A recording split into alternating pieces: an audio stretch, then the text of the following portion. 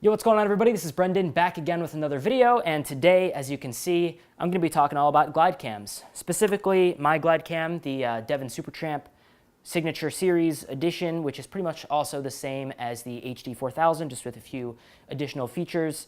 But I really wanted to make a video on this thing. I've had it for over a year, I think, but I've just been using it a lot recently and thought I'd make a video about it, kind of talk about why I like it so much, kind of the situations I like using it in, what makes it different from some other type of gimbal systems, like a Ronin or a Movi or a traditional full-fledged Steadicam, and then also maybe show you some footage with it.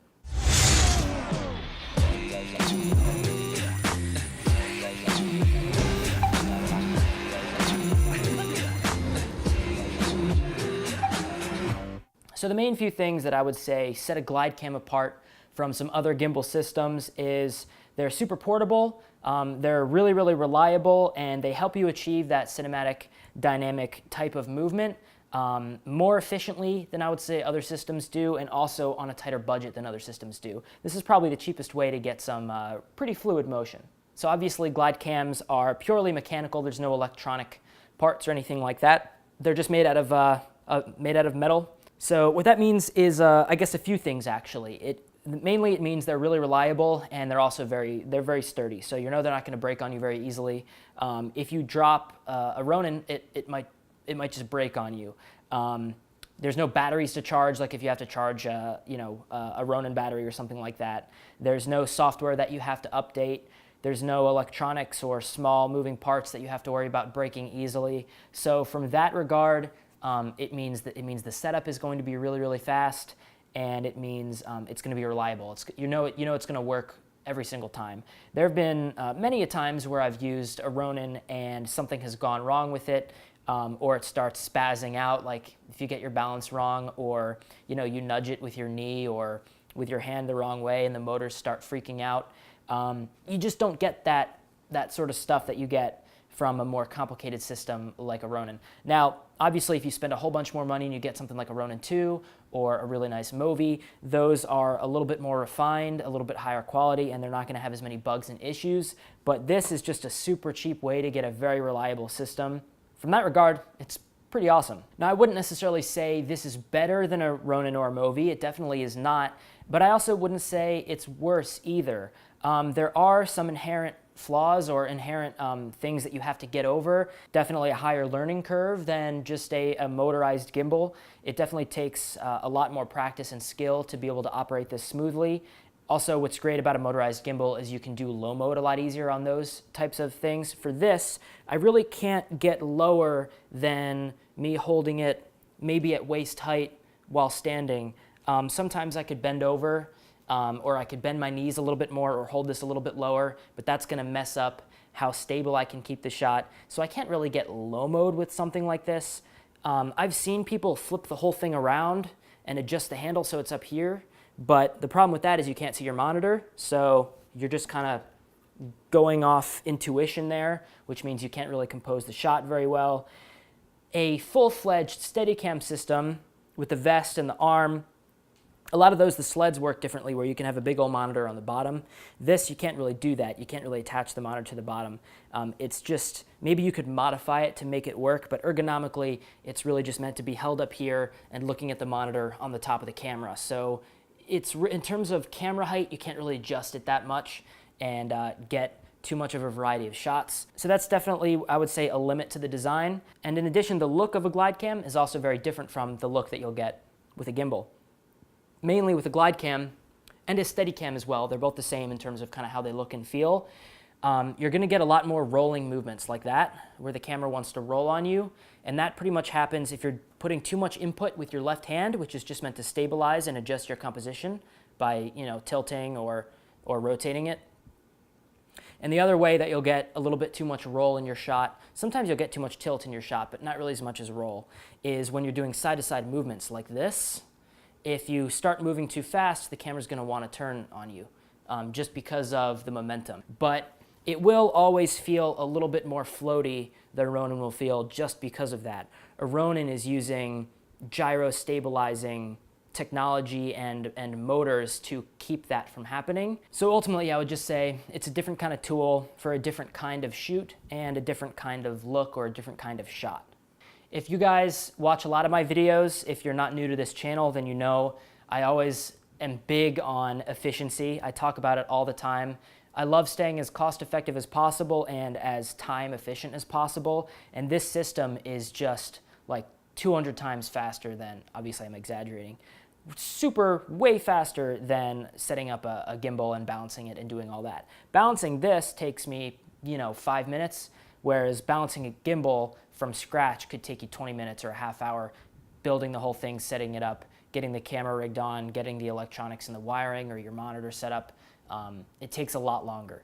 And you have to worry about having batteries and having them charged and all that stuff, and then swapping batteries out. So another thing about the Glidecam that makes it so great is the form factor. Because it's kind of vertical instead of wide, it can fit in a tight, narrow space. So I can sit in a car with this, like pretend I'm in a car, the back seat in a car or something. I can kind of sit like this in a car and have this in front of my feet and be filming somebody to my side. I could move the monitor to the other side of my camera or something like that, and I could still kind of get some pretty balanced shots to eliminate kind of some of the bounce that you'd get or the shake that you get from inside a car. I could do this in the passenger seat of a car or in the back seat. It's very, very small. If you try to do that with a gimbal, where you're holding it out like this, for one, you can't really rotate the gimbal like that to look this way.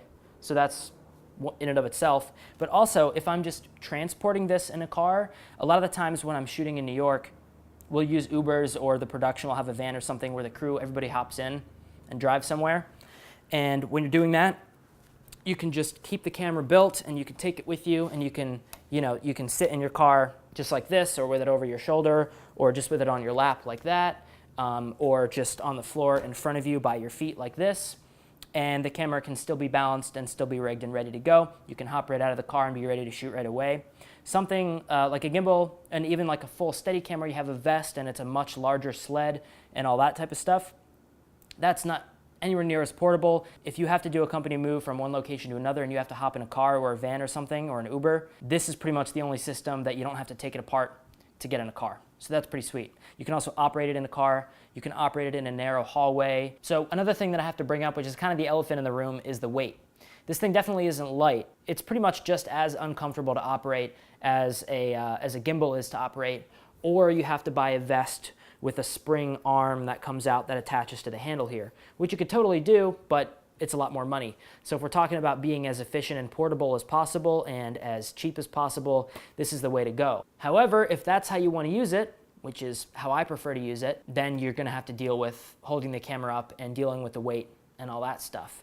So luckily, because the way it's designed, when you get tired, you could just set it on the ground, and it's got that big flat base on the bottom, and it won't balance itself. It'll fall over if you don't hold it up, but you could balance it with your hand, and you can take some of the pressure off your arm for a few minutes in between takes. Another nice thing is you can kind of balance it on your shoulder, just kind of like this. And that kind of digs into your shoulder a little bit, so it's not super comfortable. But if you're wearing a coat or maybe like a sweatshirt or something, it's not so bad. And you just hold it on the bottom, and that takes also all the weight away from your arm and even your opposite arm. I do this a lot when I'm just walking around. However, it is still pretty darn heavy. Now, it's only heavy because I've got this big-ass red camera on the top, which weighs 10 pounds with the battery and everything. If I wanted to use a smaller battery, a lot of that weight would go away. But the thing about this is the more that you use it, the more you build the right kind of muscles. So I've used this for every single shot of like a 10-hour day, carrying this thing everywhere, hopping in a car, going from one location to the other. And it works like a champ. Yes, your arm is definitely tired at the end of the day. Yes, your arm is definitely tired by the time you're halfway through the day. Your bicep's gonna hurt, your forearm's gonna hurt a little bit, your wrist will even hurt a little bit, and your fingers are even gonna hurt because you're gonna have a death grip on this thing if you have a big old camera like the Red on it. That's really where the problem is. But it could support it, so that's the experience I'm gonna talk about. The other thing is, the more your dominant arm that's on the handle gets tired, the more tempted you are going to want to be to death grip with your opposite hand on this, which is a bad idea because then you're not going to be steady anymore, because once you start inputting here, you're taking away all the fluidness that you get from the gimbal stuff there. The other thing is if you do that, you'll be digging your hand into the bottom of this, which has screws on it and sharp edges, and you're going to start rubbing your hand, your opposite hand, like red, and you're going to be rubbing it raw, and you'll get blisters, and it'll be really, really painful and uncomfortable all day long. So that'll hurt really bad. But yeah, I've operated this all day before, and you have such a death grip with your dominant hand that I've literally gotten like pins and needles in my right hand that lasts all day, like in your palm and in your fingertips. I don't know if anybody else has ever gotten that experience using a red on a glide cam, but that happens to me all the time. I'm a small guy, I don't have a lot of muscle, so if I can do it, you can do it. It's not really super difficult, but it does get tiring. So what gets really, really tough is when you're shooting on this thing for like 3 or 4 minutes straight. Like when I shoot some music videos, I've done, you know, an entire song for one take for a music video beginning to end. And if it's a 4-minute song, you're holding this up for 4 minutes, trying to keep it steady the whole time. And trying to shoot like that all day will get you much more tired, much faster than if you're shooting, you know, 10 or 20 or 30-second shots and then taking, you know, a minute-long break in between the shots that you're shooting. So that's going to make a huge difference too. But really, you won't really know for yourself until you get one and you try it. If you have a camera that's lighter than a red, if you're just shooting like a GH5 or an A7S or something like that, or like a Canon or something, if you're shooting on one like a smaller DSLR like that, I really wouldn't worry about the weight at all. It's only when you're getting up to these like, you know, big boy heavy 10-pound cameras that, you know, where you start to definitely feel some fatigue. So a technique that I use to actually eliminate some of the fatigue, there's actually 2 things that, that go into it. One is kind of how you hold it, which is people I think might be tempted to hold it out right in front of them like this and kind of keep their wrist straight. For whatever reason, I don't know why this works, but it really does work. It's not mental either. You can very physically feel the difference. If you cock your wrist out like that instead of like this, that kind of locks your wrist and kind of takes the pressure off the muscles in your forearm a little bit. So whenever I operate, I'm always like cocking my wrist out like that. You could see like this from my perspective instead of like this. So I'm holding it like that instead, cocking my wrist out, and then holding it like that in front of me. And then the other thing I do is I lock my elbow right into my hip. So right in that bump in my hip where like the bone is, or like where my belt is on my pants, I lock my elbow into that. So by locking your wrist and locking your elbow, that allows you to take a lot of the pressure off your arm. And you'll notice my wrist isn't really shaking when I'm holding it like this, but the minute I straighten my wrist and try to hold it, you'll see it starts to shake. And that's just because it's like way heavier and there's a lot more strain on my wrist. The moment I turn my wrist like that, a lot of it goes away. So, and then locking your elbow, that I could hold this for a lot longer this way than I could if I was like that. It's just immediately a humongous difference. So that's going to help you a lot. If you figure out the proper form to hold it, then you're going to be able to hold it for much, much longer periods of time, and it really won't fatigue you as easily. Otherwise, I would say the biggest thing on how to get smooth shots with this all has to do with your offhand. So for me, since I'm righty, I'm holding it with my right hand. My offhand is my left hand.